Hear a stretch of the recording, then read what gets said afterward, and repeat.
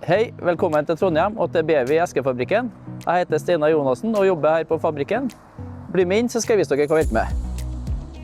Her på fabrikken så produserer vi næringsmiddelemballasje i all hovedsak.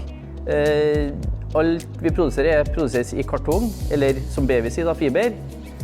Vi produserer masse til norske næringsindustrien. Isesker er et stort produkt. Matindustrien er stort.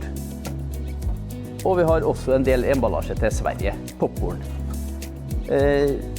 Fabrikken har ranet tilbake til 1935, men BEWI kjøpte oss opp tilbake i 2022.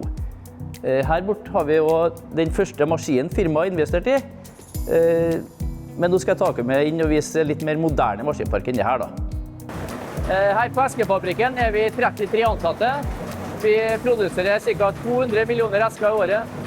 Her er trykkmaskin som vi da legger design på eskene på. Her er da et ferdig trykt ark som kommer ut fra trykkmaskinen. Alle arkene blir kontrollert av et høyhastighetskamera, og all fargejustering skjer helautomatisk i maskinen.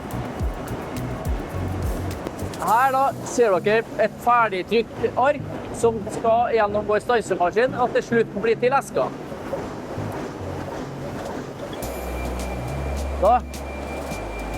Etter stansemaskinen så kan eskene se sånn ut. Da skal de videreforedles og limes, sånn at eskene kan bli brukt videre i kundens produksjon. På maskinen bak meg her kan vi produsere esker opp i 100 000 esker per time. Og dette er siste steget i vår produksjon, og dette er den siste kvalitetskontrollen her. Og her er en ferdig limt eske, klar for leveranse til kunden.